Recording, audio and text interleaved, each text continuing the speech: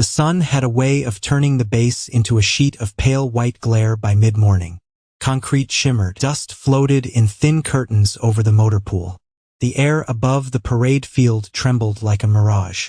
Engines idled somewhere in the distance. A helicopter thumped slow circles against the blue, its sound rolling over the buildings in heavy waves. On the main road that cut through the heart of the installation, a tan bus rolled to a stop. The brakes hissed. Heat rose from the pavement in visible streams. For a moment, no one stepped off. At the checkpoint, 2 young military police soldiers shifted their weight and studied the vehicle. Another batch of incoming personnel, they thought. More names, more badges, more boots to get lost on a base that never truly slept. The door finally folded open with a tired air release. A few service members stepped down one by one. A staff sergeant with a duffel bag slung over his shoulder, a corporal juggling 2 backpacks, an airman with headphones hanging around his neck. Then she appeared. She stepped onto the metal stair with a kind of quiet hesitation that did not fit the cadence of the base. One hand held the rail. The other gripped a single worn duffel. Her uniform was clean but not fresh from the issue line. The camouflage pattern had softened from repeated washes. The boots at her feet were broken in rather than polished to mirror shine. Her patrol cap sat tucked under an arm, not yet pulled low on her head. To the MPs, she looked like any other new arrival. The new girl, fresh face, unknown story. She squinted against the light, then moved down the steps and onto the road with careful steps, as if every inch of this place meant something already. She adjusted the weight of the duffel on her shoulder and glanced once at the headquarters building in the distance. The glass on the upper floors flashed under the sun. Flags stirred on tall poles, stiff in the dry heat. Her name tag read Cole. The first name below it would only be visible up close. Before we dive deeper into this story, remember to subscribe to StoriesofSacrifice so you never miss these cinematic journeys into duty, courage, and the cost of wearing a uniform.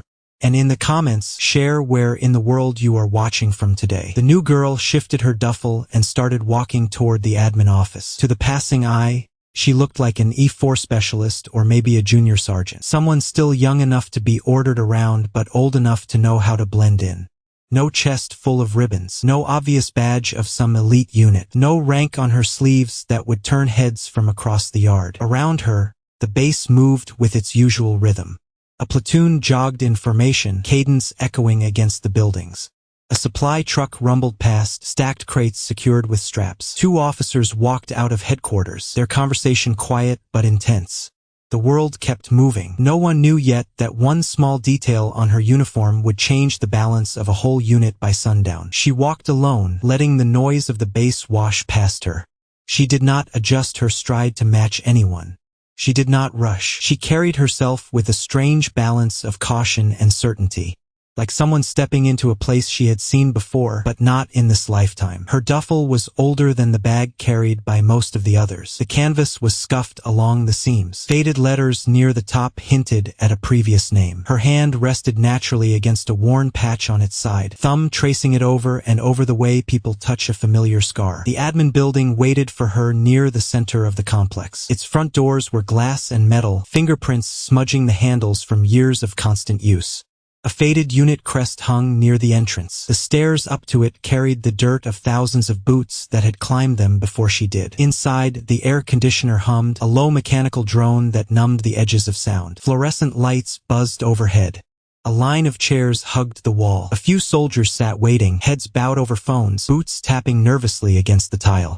She took a seat and set her duffel at her feet. No one looked up long enough to really see her.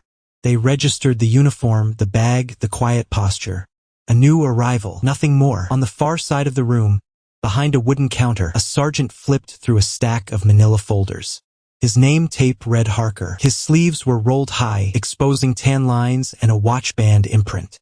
Papers shuffled, pens clicked. A phone rang briefly and was silenced. He did not notice her at first. Someone else did. Across the hallway, leaning against a wall with his arms folded across his chest, Staff Sergeant Mason Hale watched the new faces come in and out. This was his unit, his base, his people. New personnel meant change, and change was something he monitored closely. He had seen plenty of young soldiers cycle through. Some were sharp. Some were forgettable. Most needed to be taught how things really worked. He saw her and marked her right away. Not because of anything obvious. There was no bright ribbon rack to flash in the light. No special insignia pinned where it could shine. It was the way she sat. Her back was straight but relaxed. Her shoulders rested in a way that did not scream tension yet did not slump into boredom. Her boots sat firmly on the ground, ankles not crossed, knees not fidgeting. Her hands rested neatly on the duffel, fingers loose, breathing slow enough that her chest barely moved. To Mason, it looked like someone trying hard not to look like they were trying at all. Just another new girl, he thought. Some support assignment, something no one would remember in a month. He pushed himself off the wall and walked toward the counter, already planning jokes he would share with the others later. New arrivals always meant new stories. Harker finally called her name. Cole, Raven. Report to the desk. She stood, lifted the duffel in one smooth motion, and approached. Up close, her features were clearer. She looked like she might be in her early 30s. Not a kid fresh out of training, but not a lifer carved from stone either. Her eyes were a calm, dark color that did not dart around the room. They settled where they needed to settle and stayed there. She placed a set of orders on the counter. Harker took them, scanned the first page, and reached automatically toward the stapler. His hand stopped. His eyes narrowed slightly. He looked again at the printed lines, then at the name, then at the rank block near the top. A small crease appeared between his eyebrows. He glanced from the paper to her chest, where a subdued patch of rank sat just above the pocket, almost lost in the pattern of the uniform. Up close, it was clear, but no one in the waiting chairs had been close enough yet to see it. Harker straightened subtly. Mason frowned. Something in the air shifted, so faint that only those practiced at reading small changes could notice. Harker cleared his throat. "Ma'am," he said, careful with the word. "Welcome to Iron Guardian Battalion." The word ma'am landed differently than it did for a junior specialist. Mason heard it. The soldiers in the chairs heard it. The air conditioner hummed on, but the whole room seemed to pause. He stepped closer, angles changing so he could finally see the patch on her chest. Silver oak leaf. Lieutenant Colonel. The new girl was not a specialist. Not a sergeant, not a quiet staff officer at the bottom of the ladder. She was an officer with a rank most of them only saw at promotions and formal briefings. It had been there the entire time, subdued and unassuming, blending into the fabric while everyone assumed she was no one special. Raven Cole watched the recognition hit one face at a time. She did not smile. She did not flinch. She only inclined her head slightly to Harker. "Thank you, Sergeant." Her voice was soft, controlled, and carried none of the edge some officers wore as armor. Harker hurried to gather the rest of the in-processing forms, his posture somehow tighter and more respectful all at once. Mason swallowed and stepped back a half-pace before he even realized he had moved. The label he had given her in his head snapped apart in silence. New girl. No, not exactly. He watched as Harker called for a runner to guide her to the operations building. Before she left, the lieutenant colonel turned to glance briefly around the room. Her eyes brushed over him for a second. There was no challenge in her gaze, no expectation, only a quiet acknowledgement, like a weathered tracker noting a distant movement in the grass. She picked up her duffel and walked out. The room took a breath again. Someone muttered under theirs that they had not seen that rank patch when she walked in. Someone else shook their head, already replaying the last 10 minutes in their mind, looking for signs they had missed. Mason stayed where he was, the realization settling slowly into his chest. The base had just changed, and it had done so with barely a sound. He did not know yet that by the end of the week, he and everyone around him would be forced to relearn what rank, respect, and leadership truly meant. Part 2. Whispers and Assumptions. News moves fast on a military base, but it never arrives in a straight line. Comes in fragments. A comment at the smoke pit. A remark heard outside the motor pool. A half-remembered detail between sets in the gym. By late afternoon, the rumor had already grown legs. Someone said a brand new lieutenant colonel from brigade had been assigned inside their battalion. Someone else insisted she was there only temporarily, some kind of evaluation officer. Another insisted she was part of an internal investigation, there to dig into training numbers that had looked too clean on paper. No one spoke from a place of certainty. They had very few facts and an infinite supply of theories. What they did know was simple. A woman had stepped off the bus. She had looked like a regular line soldier. She had carried herself like someone with experience. A sergeant had accidentally addressed her as if she were one of the regulars. Then the rank patch had been noticed. Silver oak leaf. Lieutenant Colonel. She had disappeared toward operations after that. In the squad bay, lockers stood open. Boots sat lined in uneven rows. Gear hung from hooks or waited in footlockers. Mason sat on the edge of his bunk, lacing up a second pair of boots for the upcoming exercise. Around him, the squad talked. Chief Warrant Officer Ryan Briggs leaned against a locker with one arm resting on the open door. He was older than most of the enlisted men in the room and carried himself with the relaxed focus of a man who had spent more hours in the field than at a desk. A faint scar traced along his jawline, disappearing into the stubble on his chin. "So we have a ghost colonel," he said. "Someone the brigade drops in without a welcome brief. That is cute."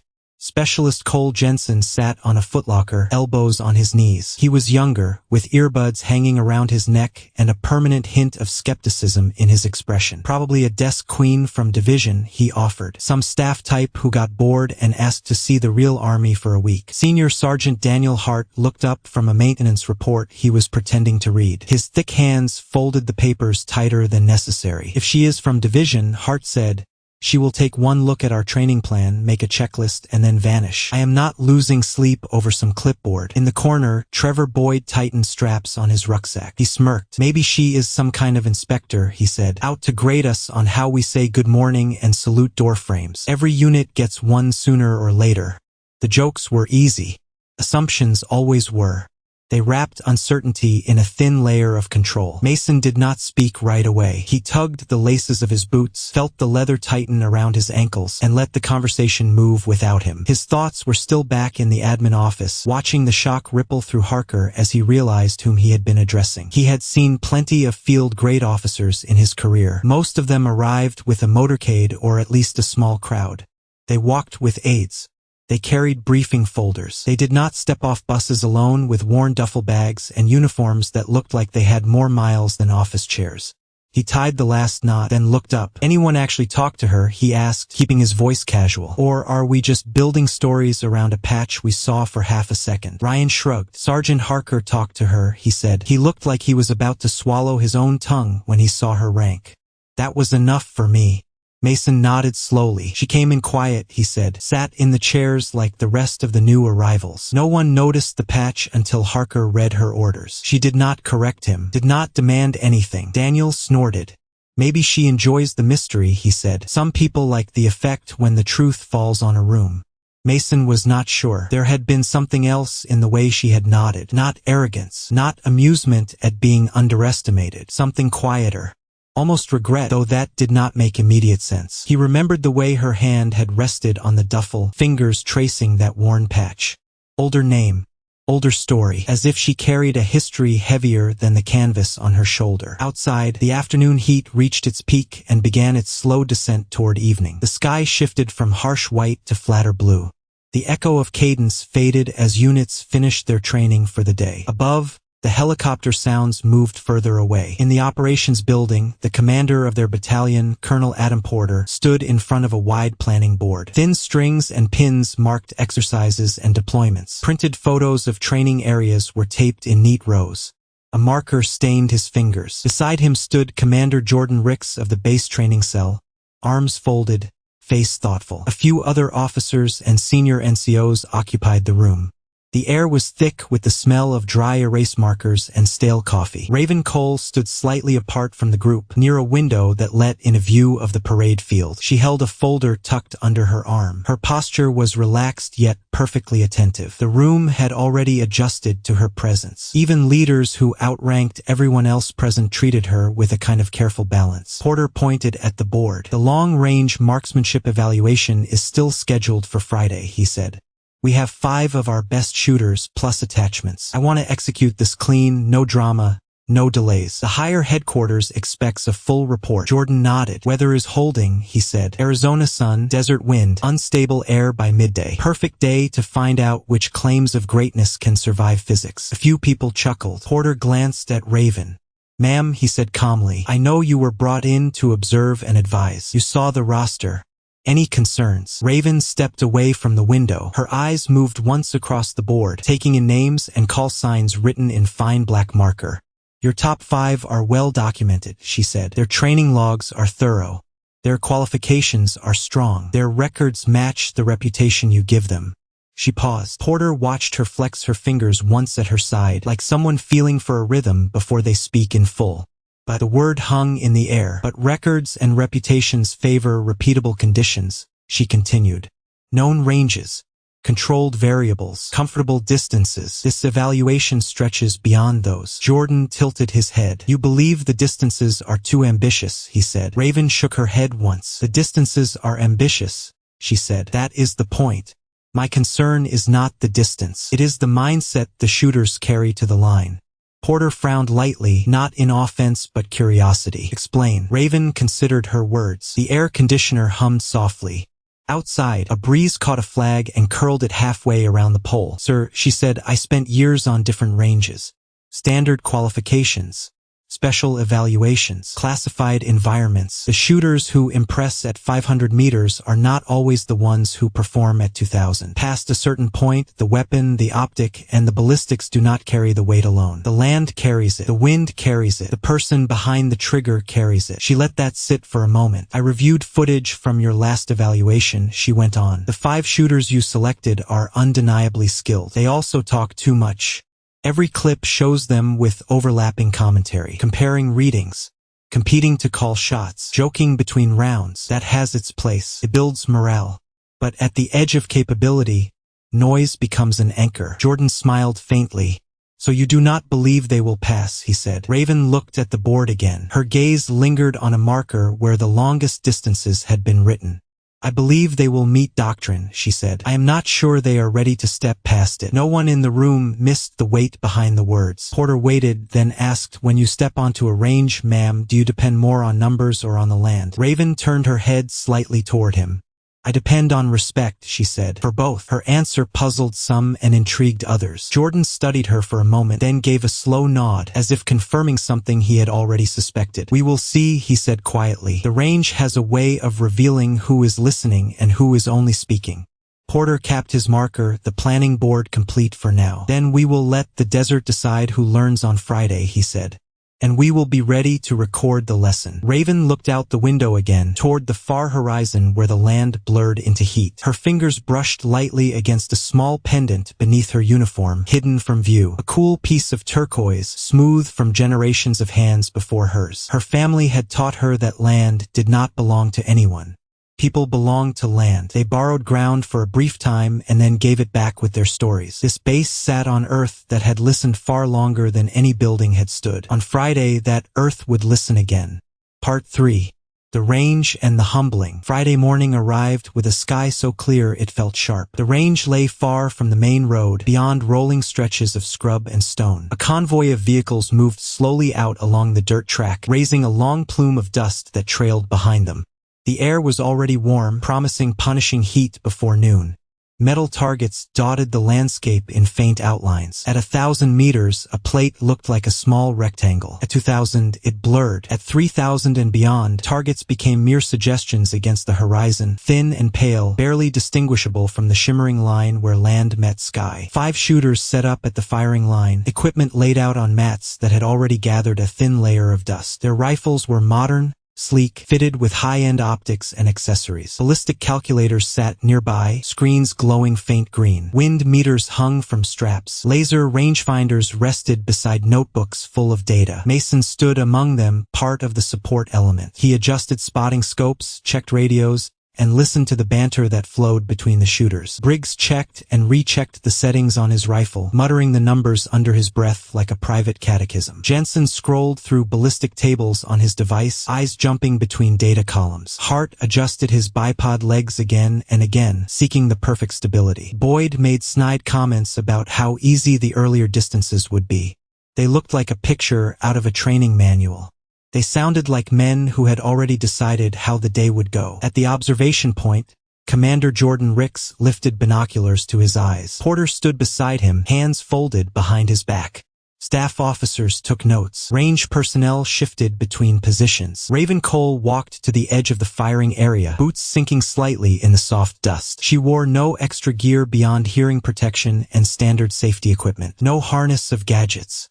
No additional pouches. She carried only a simple notebook folded flat in her hand. She knelt briefly and pressed her fingertips into the ground. The soil here was a mix of sand and packed earth. Heat would rise from it quickly, warping air and sight lines. The wind moved in low, unpredictable currents, shy in some places, aggressive in others. She closed her eyes for a heartbeat and listened. Footsteps shuffled behind her. Mason approached, hesitated a few feet away, and cleared his throat. "Ma'am," he said. The word felt different this time, chosen instead of stumbled. "Operations is ready. Range safety is green. We are waiting on your go." Raven opened her eyes and rose. "Thank you, Staff Sergeant," she said. "Then, if I may, I will walk the line once." She stepped past him and moved along the row of shooters. Briggs gave a short nod as she passed. "Morning, ma'am.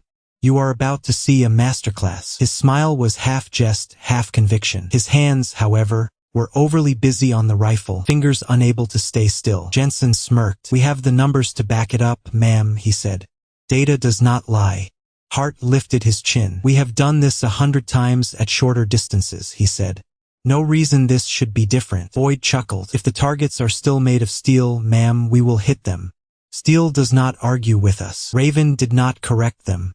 She did not challenge their confidence. She made no speeches about humility or caution. She only watched how their shoulders rose and fell. She noted how their eyes flicked between tools and targets. She listened to the rhythm of their breathing. At the end of the line, she stopped and looked out at the range.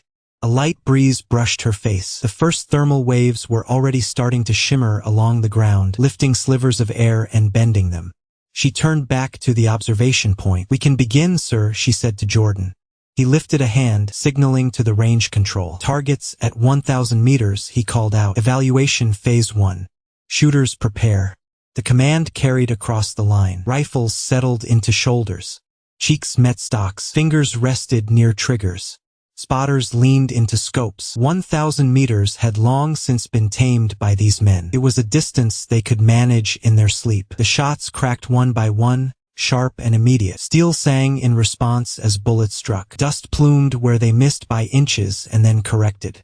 Mason watched the impacts and called adjustments. His voice rode the overlay of sound with practiced clarity. After a few volleys, it was clear that this distance did not threaten their pride. Jordan lowered his binoculars briefly. As expected, he murmured, "The warm-up strokes before the real painting begins." The evaluation rolled on. 1,500 meters. The air picked up a slight wobble. Mirage wavered thin and unsteady. Shots took longer to arrive. Some swung wide before corrections pulled them back toward center. Grunts of irritation slipped from a few shooters when initial rounds did not land where they intended. 2,000 meters. The targets blurred further. Mirage thickened in the late morning light. Ballistic calculators spat out solutions based on inputs that were no longer fully reliable. The air out there did not care about perfect numbers. It shifted on its own will, invisible to devices that simply guessed. Briggs frowned deeper. Jensen recalculated again and again, frustration building with each minor miss. Hart muttered about unstable layers. Boyd blamed glint off metal that did not exist in any meaningful way. Mason spotted, watching their patterns. He saw how they worked hard to force the range to obey them. He also saw how the range refused. Raven stood near the back, notebook in hand, but she did not write. Her gaze tracked the targets, then the heat shimmer, then the dust patterns. Her lips moved very slightly, forming silent counts. She examined the way grass tufts bent in one place and not another, the direction fine grains of sand slid along slight slopes. She knew this language. She had learned it long before any formal manual. Her father had taught her on a ridgeline that overlooked miles of open land. The wind had been their instructor. Her grandfather had taken her to a forest clearing where bullets threaded through branches and leaves, carrying their own stories back to the earth. Her great-grandfather had carved the stock of a rifle with symbols that reminded her that nothing truly belonged to them, not even their best shots. They only borrowed skill from those who came before and those who would follow. The range announcer called again. 2,500 meters. This was where doctrine leaned into the unknown. The shooters set their jaws. Their pride came fully awake. Briggs dialed his optic and narrowed his eyes until the plate at that distance was barely more than a gray blur floating in heat. He fired. The crack of the rifle rolled out, deep and confident. The impact was not where he wanted it, near the edge, dust jumping in a mocking cloud. He tasted bitterness and blamed the shifting mirage. Jensen fired after triple-checking his device. The bullet landed low. He swore softly and adjusted. Hart overshot. Boyd undershot. Every correction seemed to chase a target that refused to hold still. Jordan watched without gloating or disappointment. He had expected this. Even the best on paper faltered when reality did not match their training environment. Porter looked thoughtful, eyes measuring more than just the facts of hit or miss. He was watching how compositions of character responded to challenge. Raven remained still, feeling the rising hum of heat under her boots. 3,000 meters. The word carried a weight of its own. It was a distance many shooters never encountered outside of theory. At that range, even calling the target a blur felt generous. The plate seemed to hover in a river of moving air. Every heartbeat changed its apparent shape. Briggs took longer to fire this time. Confidence had thinned, leaving a more brittle determination. He shot. Dust erupted far behind and to the side of the target. He set his jaw so hard that veins climbed along his neck. Jensen fired, missed, adjusted, missed closer. Hart cursed softly when his round sailed completely past the visible frame. Boyd grew quieter, his earlier jokes gone. The silence that followed each missed shot grew heavier. Mason read the air around him like static building before a storm. He could feel something larger forming, something that had little to do with numbers on score sheets and more to do with the way men saw themselves. Raven let out a slow breath, matching its rhythm to the wind brushing her cheek. The distance between two heartbeats stretched. When Jordan called 3,000 meters complete, he also called a pause. Hydrate, reset, prepare for the next phase. Men straightened, rolled shoulders, shook out hands. Water bottles opened and closed. Conversations remained quiet now, grounded. Mason approached Raven. "Ma'am," he said, voice lower, "you have seen a lot of ranges. How bad is this?" Raven studied the shooters, then the far targets. "It is not bad," she said. "It is honest." She looked at him. "The desert is never cruel, Staff Sergeant," she added softly. "It is simply unwilling to lie." Her words found a place in him that he had not expected. He nodded, not entirely understanding, but sensing he would later. Jordan stepped forward again. "Next distance. 3,500 meters, he called. "Shooter rotation remains the same. Evaluation continues." An almost electric tension coiled through the air. Even the most experienced people on the line knew that this was no longer a normal test. This was the edge of what they were trained for. Briggs set up first. The others settled beside him, each man under his own invisible pressure. They had built reputations on their skills. Those reputations were now walking out ahead of them, daring them to keep up. Raven watched as they took their positions. She saw the tightness in Briggs' shoulders, the rapid blink before Jensen pressed his eye to the scope, the slight tremor in Hart hand as he adjusted his grip, the way Boyd breath hitched for a half-second longer than usual. It was not fear. It was something more complicated. Pride and doubt meeting in the narrow hallway between expectation and reality. She walked toward Jordan and Porter. "Sir," she said calmly, "before you proceed, I request a slight alteration." Jordan looked at her. "What did you have in mind, ma'am?" No question mark, just a simple acknowledgement in his tone. Her eyes did not leave the distant targets. "Let them fire first," she said. "All 5 at this distance. Give them the full run their training promises. Then, with your permission, allow me one attempt from the line." Mason heard her. So did every shooter, even if they pretended otherwise. Briggs turned his head slightly. "Ma'am," he called, forcing lightness into his voice. "You want to turn with the big kids line." He tried to turn it into a joke, but the edges did not land. Raven did not respond to him directly. She waited for the commanders. Porter studied her face, then looked at the shooters, then at the range. He knew enough of her background to understand that she was not making a reckless request. This was not about glory. It was not about embarrassment. It was about something else, a lesson perhaps, or a demonstration for men whose field of view had narrowed too much around their own reflections. He nodded. "Proved," he said. "After their scheduled rounds, you may fire one shot." Jordan lifted his hand. 3,500 meter phase, he called. "Shooters, execute." The rifles spoke one by one. Briggs fired. His shot landed off target. His ballistic computer was now a traitor in his mind, its numbers mocking him with each slight miss. Jensen fired. Mississippi missed closer. His belief in data shook for the first time since he had earned his sharpshooter badge. Hart fired. The round flew high, dragged by a layer of air he had not fully accounted for. Boyd fired. The dust that erupted in the distance had no sympathy. Mason tracked each round, calling impacts with professional clarity, but inside, he felt the ground shift. Much of their base identity rested on the idea that their best could hit anything. This range was quietly peeling away that belief. The phase ended. Targets at 3,500 meters remained scarred but not humbled. The range fell into a deeper stillness. Jordan exhaled and then lifted the radio. Range safety, he said. Clear line for one authorized demonstration shot. Lieutenant Colonel Cole to assume the firing position. The words sent a ripple through everyone present. Raven stepped forward. She moved past the row of men without pausing. She did not look at their faces. She did not carry smugness or apology in her posture. To her, this was not about them. This was about the land and the chance to show it that she still remembered how to listen. She set her notebook down beside a simple rifle that had been brought along more out of habit than planned. It was not as decorated as the others. No mounted computer. No high-end thermal scope. It had clean lines and a worn stock. Mason stared at it. That is an older model, he murmured to no one in particular. Jordan nodded once. Her preferred pattern, he said quietly. She requested it. I decided it would not hurt to have it available. Raven knelt. Then, slowly, she unlaced her boots. Mason blinked. Around the line, a few of the shooters exchanged glances. Disbelief mingled with confusion. Boyd scoffed under his breath. Barefoot shooting now, he muttered. What is this, some movie? Hart said nothing, but his lips pressed together in an uncertain line. Raven placed her boots neatly beside the mat and rested her bare feet on the ground. The soil felt warm beneath her skin, granular yet steady. Her toes flexed slightly, feeling small contours, tiny differences in firmness that boots never allowed. She placed her palm flat on the earth as well. Heat flowed into her hand. Vibration from distant vehicles, almost imperceptible, trembled through the ground. The breeze brushed over her hair, tugging a few strands from the tight braid.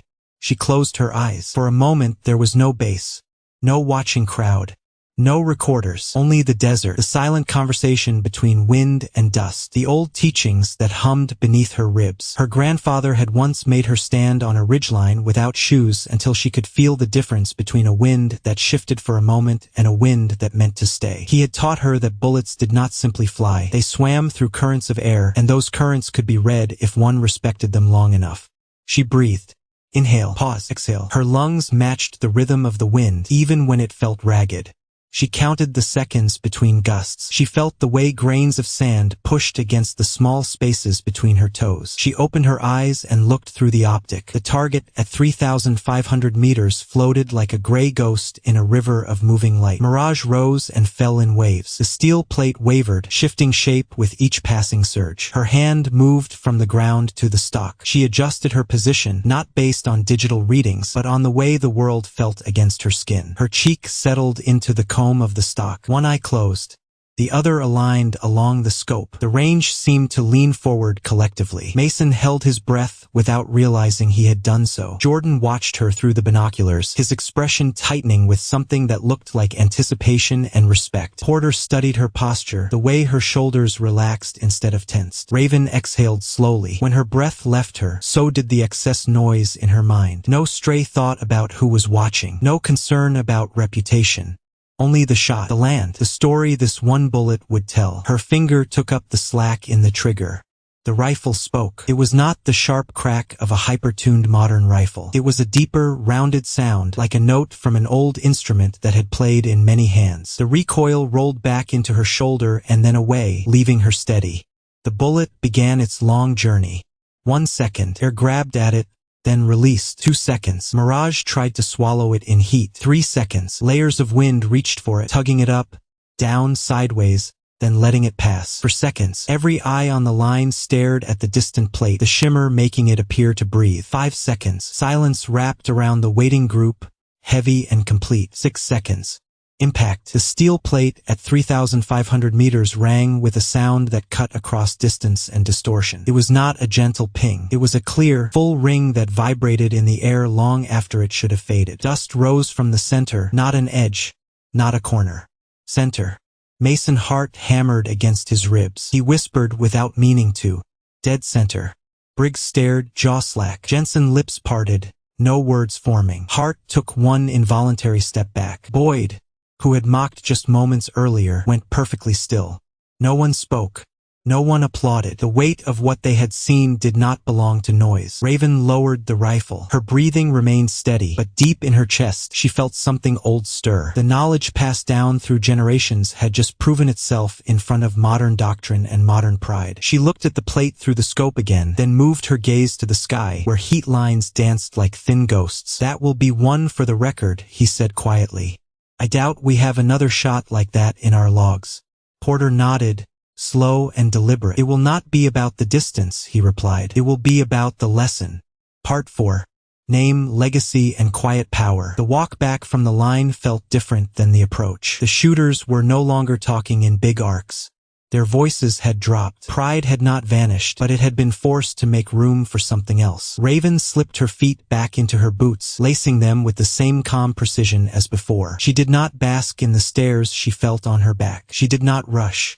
She simply tightened the last knot and rose. Mason approached her first. "Ma'am," he said, his words slow and honest. "I have been on a lot of ranges. I have seen a lot of shots. I have never seen one like that." Raven gave a slight nod. "It was not just my shot, Staff Sergeant," she said. "The desert allowed it." He looked at her as if trying to decide whether she was being poetic or literal. Then he realized it did not matter. Either way, what she believed guided how she acted, and how she acted had just changed everything around them. Porter joined them, his boots leaving shallow prints in the dust. "Lieutenant Colonel Cole," he said, "I think the men might benefit from knowing how long you have been listening to the land in this way." Raven considered her answer.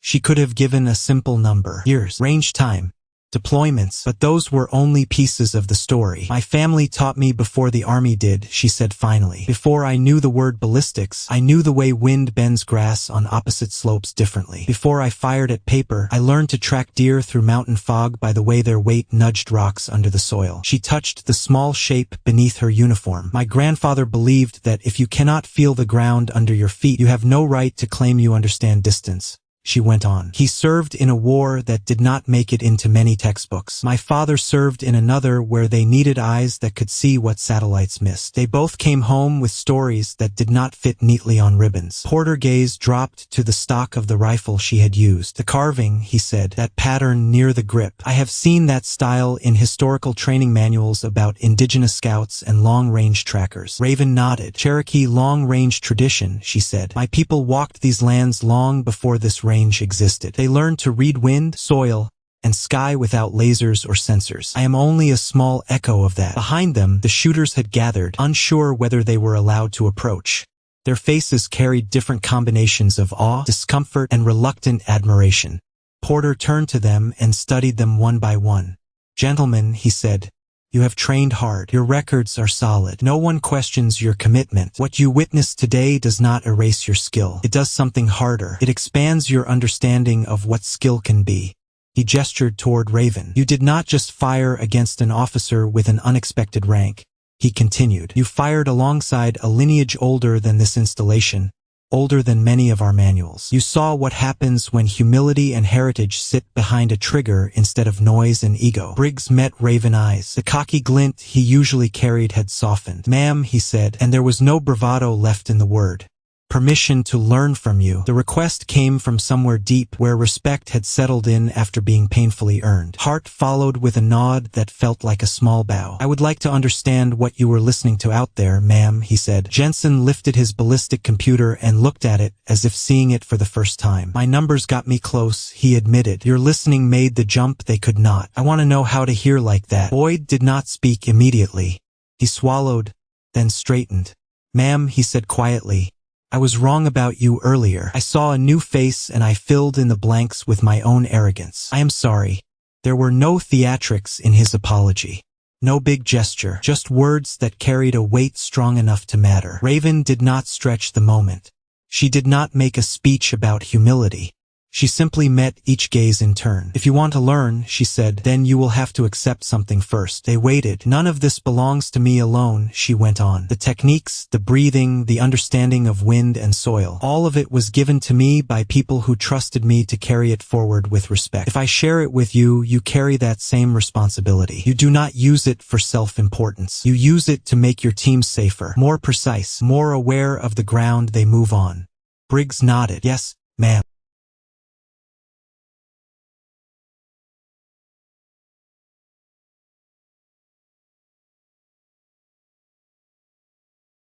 noise and ego. Briggs met Raven's eyes. The cocky glint he usually carried had softened. "Ma'am," he said, and there was no bravado left in the word. "Permission to learn from you." The request came from somewhere deep where respect had settled in after being painfully earned. Hart followed with a nod that felt like a small bow. "I would like to understand what you were listening to out there, ma'am," he said. Jensen lifted his ballistic computer and looked at it as if seeing it for the first time. "My numbers got me close," he admitted. "Your listening made the jump they could not. I want to know how to hear like that." Boyd did not speak immediately. He swallowed, then straightened. "Ma'am," he said quietly, "I was wrong about you earlier. I saw a new face and I filled in the blanks with my own arrogance. I am sorry." There were no theatrics in his apology. No big gesture, just words that carried a weight strong enough to matter. Raven did not stretch the moment. She did not make a speech about humility.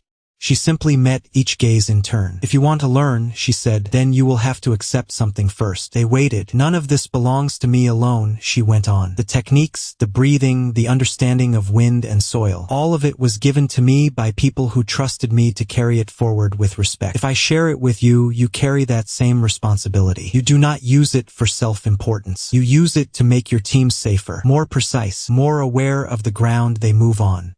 Briggs nodded. "Yes, ma'am." Hart echoed him. Jensen closed his ballistic computer and slipped it into a pouch as if acknowledging that what he needed next would not come from a screen. Boyd lifted his hand, not a full formal salute, but something smaller and more personal, a sign that he understood he was standing in front of someone who had quietly walked past his expectations and left them behind in the dust. Raven inclined her head once. "Then we will begin after this evaluation is officially complete," she said. "Not on the record, not for reports, for the work itself." Later that afternoon, when the formal part of the evaluation ended and scores were recorded, the base buzzed with the story. The new girl who was not new at all. The officer whose rank the admin staff had almost missed. The barefoot shot at 3,500 meters that rang louder in the hearts of those who saw it than any trophy ever could. Some tales shrink as they pass from one mouth to another. This one grew in detail, but the core remained. Quiet, respect, old skill walking calmly beside new technology. In the evenings that followed, small groups gathered on the quieter ranges behind the main complex. The sun sat lower, casting long shadows. Heat eased, wind softened. Raven stood with boots off more often than on, showing shooters how to feel subtle tremors under their feet, how to watch for slight shifts in mirage, how to time shots with natural pauses in the environment. She did not discard their devices. She did not mock their tools. She taught them how to place numbers within the larger conversation of land and air. Mason watched as pride transformed into something sturdier. Confidence based on noise turned into confidence based on listening. He saw Briggs learn to be silent for whole minutes, studying a blade of grass. He saw Jensen leave his ballistic computer on a crate for entire sessions, relying instead on the patterns Raven pointed out in the sky and on the ground. Hart stopped cursing at invisible wind layers and started greeting them like puzzle pieces. Boyd, once the loudest, became the one who spoke least when someone new asked about long-range shots. One night, after a week of this quiet training, Mason found Raven sitting alone on a concrete barrier near the motor pool. The sky was dark, lit only by base lights and a smear of stars above the distant hills. The air smelled faintly of fuel and dust. He approached and stood beside her, hands resting in his pockets. "Ma'am," he said, "I know you did not come here just to train 5 shooters and then disappear." Raven tilted her head. "You are right, Staff Sergeant," she replied. "I was sent here under an official purpose. A readiness evaluation, a review of training standards, all the familiar language." She looked out at the sparsely lit horizon. "The unofficial purpose was something else," she went on. "There are fewer of us each year. People who still remember the old ways of reading land. Higher headquarters wanted to know if those teachings still have a place alongside optics and codes and satellites. And he asked, without the mark of a question at the end, his voice carried it fully. "And now they have their answer," she said. "The land answered it for them." Mason nodded slowly. "Will you stay, ma'am?" "For a while," she said. "Long enough to make sure the lesson is not just entertainment for a report. Long enough to see if any of these men will carry it beyond my presence." He thought about the look on Briggs' face when Raven had corrected the way he read Mirage. The fierce concentration in Jensen's brow when he watched Raven's hand hover above the soil. The quiet respect that now sat between Boyd's sentences. "I think you may have already done that," he said. Raven smiled very faintly. "Maybe," she replied.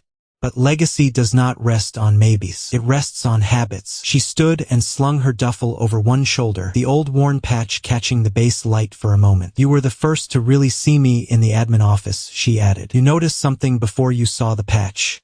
That matters. Mason shrugged, suddenly aware of how much attention he was drawing from a woman who already carried so much of others' stories. You did not sit like a lost private, ma'am, he said. That was all. She shook her head gently. You noticed, she repeated. That is the first step toward listening. She walked away then, not toward headquarters, but toward a narrow path that led around the back of the buildings, where a small patch of ground had been left untouched between construction projects. It was one of the few places where grass still grew freely and wildflowers sometimes appeared after rare rain. She stood there for a moment alone, boots grounded in that small slice of earth that had refused to be paved, and breathed. Humility had built her strength. She had never needed to announce her rank to command respect. She had walked onto a base as a stranger, allowed people to misjudge her, and let silence carry the truth until it could not be ignored.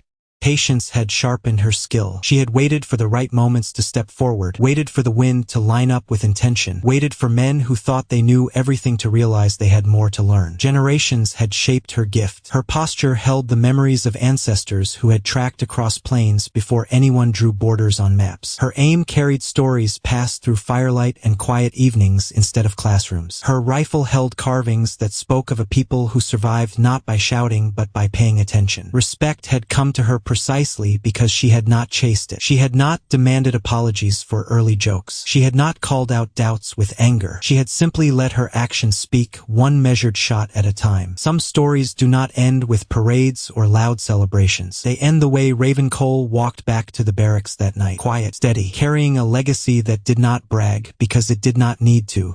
On that base, in that unit, rank would never again be seen as just a patch or a piece of metal pinned to a collar. Men who had thought they understood what it meant to be elite now carried a deeper understanding. They had watched a new girl, as they had called her, step onto their range and shock them with a truth they had forgotten. Real power does not need to announce itself. It simply hits the mark. If this story moved you, remember to subscribe to StoriesofSacrifice. These stories keep the lessons of humility, courage, and quiet mastery alive for generations who may one day walk their own ranges, listening not just to the sound of their own voice, but to the land that has been speaking all along.